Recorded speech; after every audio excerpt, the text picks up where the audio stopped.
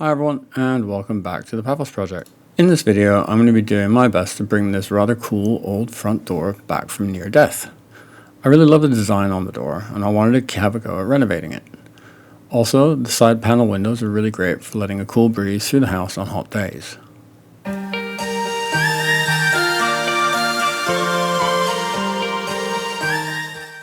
Looking at the old frame and how it's held in place, you can see that there's years and years of layers of paint just put all over the inside and covering the screw heads.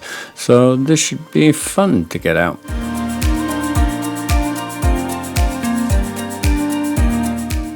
After sanding back the actual frame and having a look at the state of the wood underneath, it's clear that I got here just in time. This thing hasn't seen a good coat of varnish in a lot of years. The frames are covered in layers of old paint, which are gonna have to go.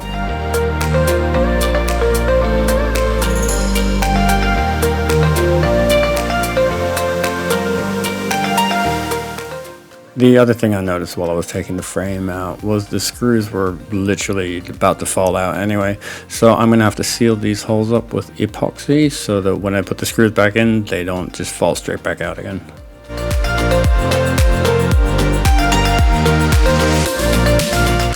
And now that I've done the initial sanding, I've put a basic coat of white primer over the top just to protect the wood. This isn't going to be the final color, and I'll be revealing that later on in the video.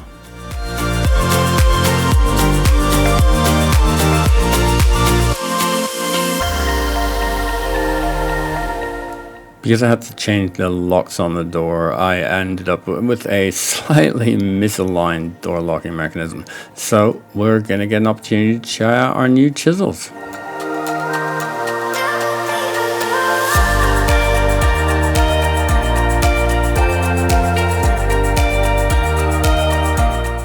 And Parkside coming in once again with a win with a brand new set of €18 wood chisels. These have been great, so I was able to tidy up the hole and get it ready for a patch job.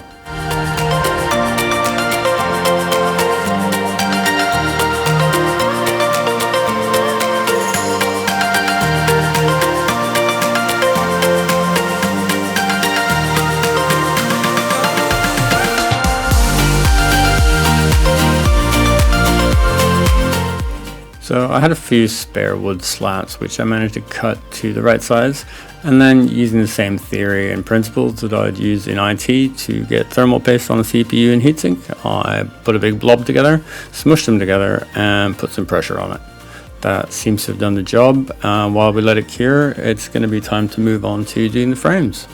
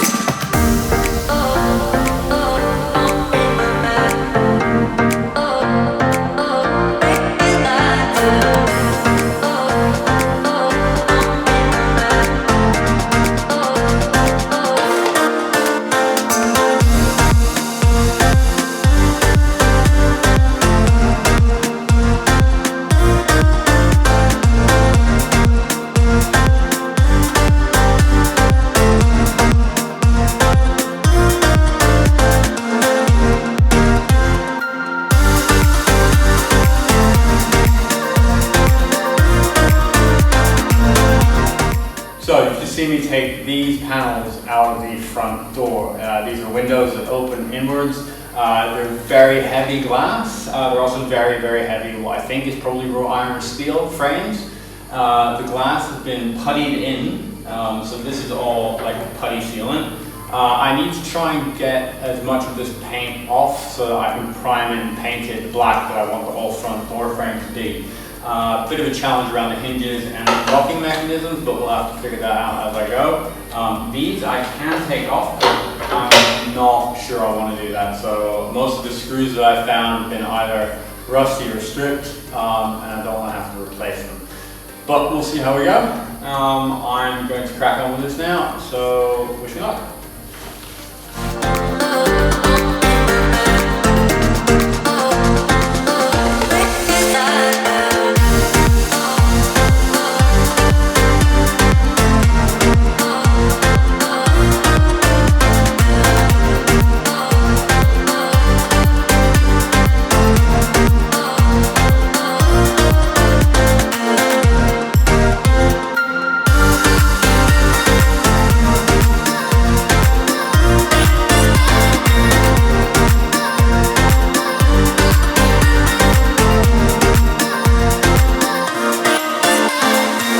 That went surprisingly well. The paint's come off quite easily. The wire brush is doing a great job on the angle grinder. I've managed to get into most of the nooks and crannies, and I've also been able to get close enough to the edge of this putty to nick off all the little ragged edges and create a nice smooth bevel. Should be okay to do the rest of it now, and then I'll have to prime it. The interesting thing is going to be getting the inside of this done. I should have enough room to lay this open and then do that, because obviously the whole thing needs painting, so because I don't want a white interior lining when the whole thing outside is black. But it's going well for a change, so I'm going to keep going and catch you at the next stage.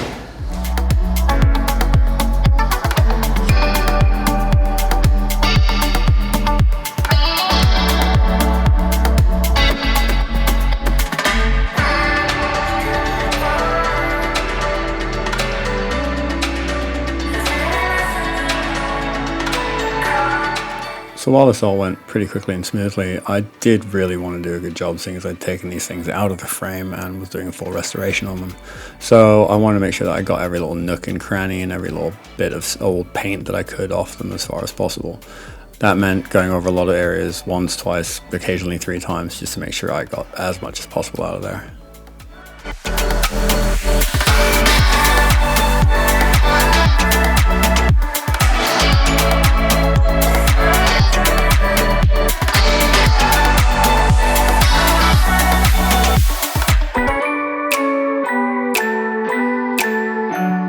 While I'm certainly not going to win any Carpentry awards for this, it's pretty good in my book. It's certainly good enough to receive a new locking mechanism, and now it's time to paint the frame the final color, which is going to be a really nice satin black.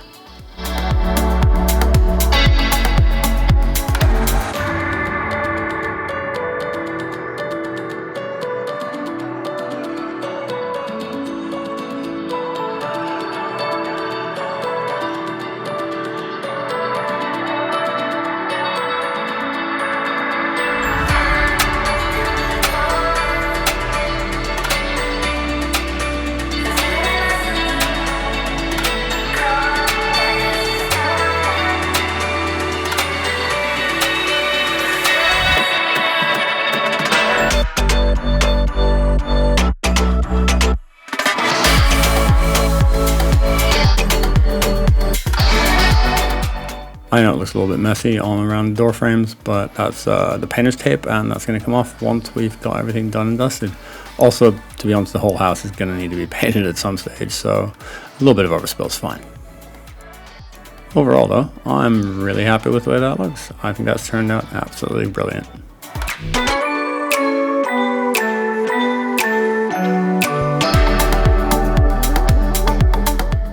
Getting back to the frames, you can see I had a bit of an accident with the angle grinder and being a little bit aggressive getting rid of the old paint, so I'm gonna have to repair that. I'm using white spirits to clean the area and make sure it's all nice and dust free, so that when I'm patching up the damage, the putty sticks and is able to cure it in place properly. Once I've got that all done, I'm gonna let it cure and I crack on with the rest of the job.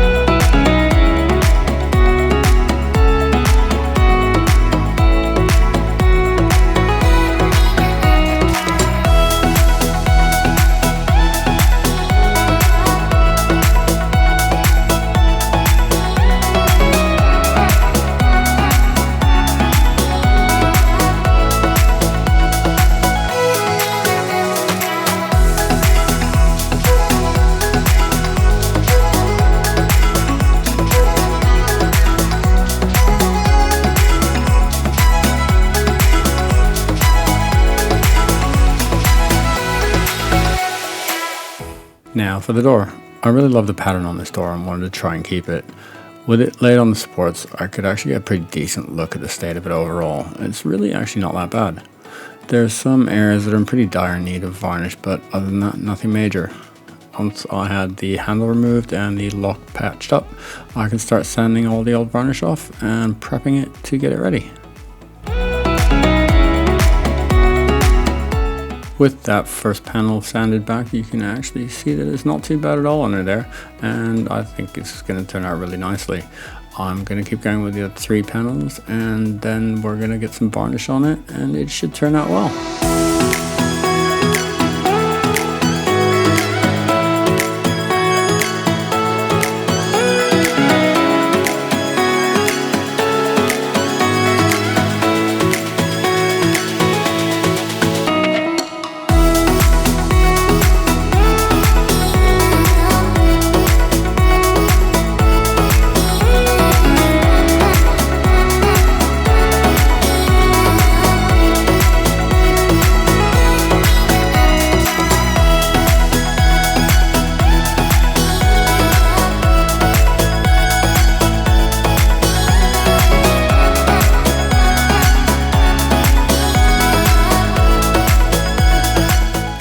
Because of the design of the door, I ended up having to also manually sand in between each of the slats to get rid of any old varnish, as well as stuck dust and a few little stones, which God only knows how they managed to get in there.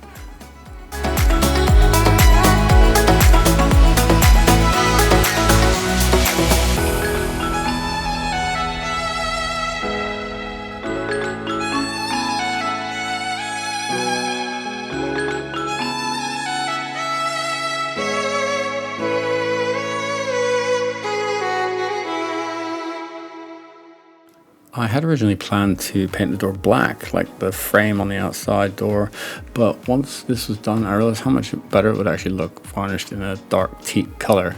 Just in case I was wrong, I tested it on the rear of the door, which would have been a lot easier to fix if it actually didn't look any good. Happy to say, I think this looks pretty awesome, so I've gone for it on the front of the door as well.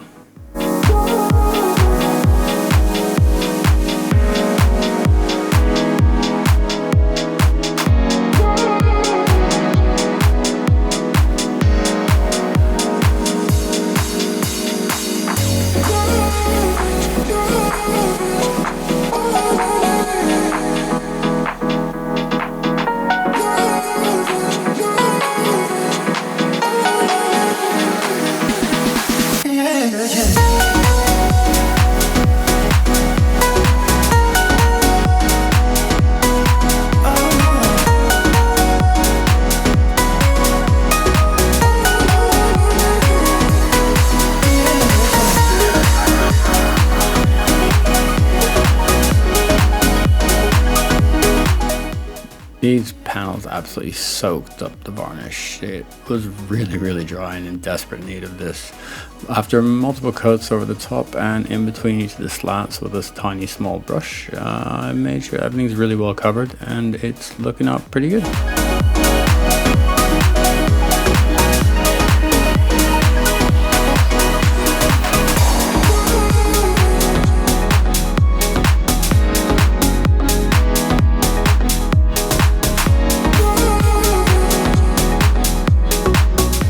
So, as always, the first try wasn't a total success.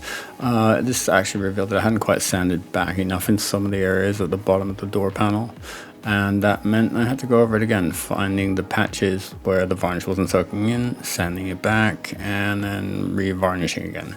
This took a couple of tries, but I got there in the end.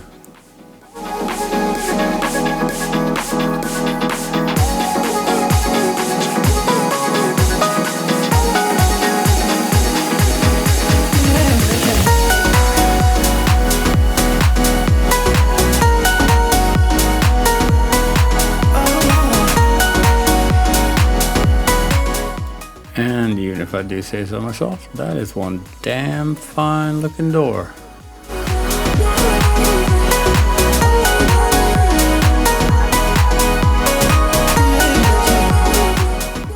Alright, and it's back to the frames and time for paint.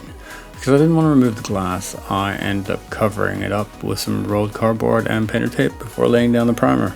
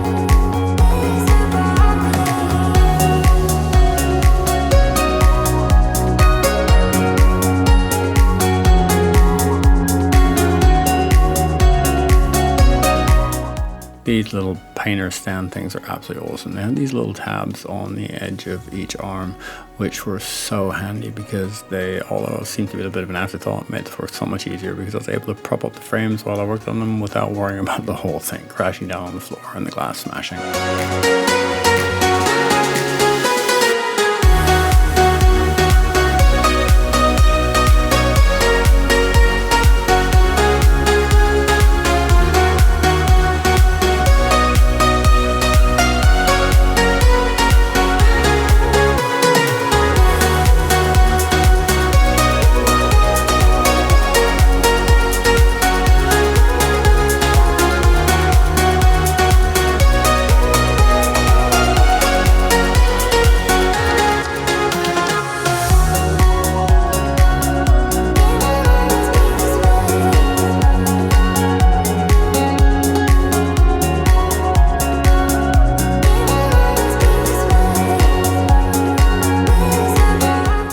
And now with the primer cured, it's time for the satin black paint to go on.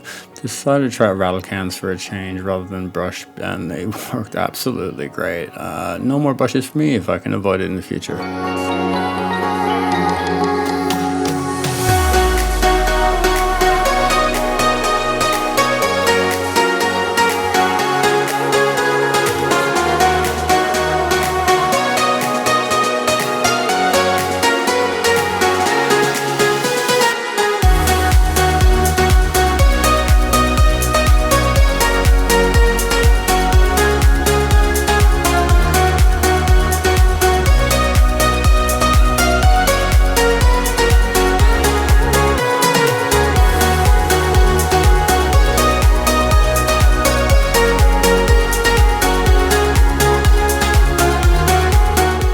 Finally, the door is on and the frames are dry. Time to remount them. Before I painted the frames, I filled all the old screw holes with epoxy so the screws would actually have somewhere to sit in rather than just falling straight back out because they were just giant holes in the wood. I also used some new gold screws as a fancy little touch to match the door handle. Not that anyone's ever going to see them except me. It's a little bit bling, but it made me smile. So it's little things for little minds, I guess.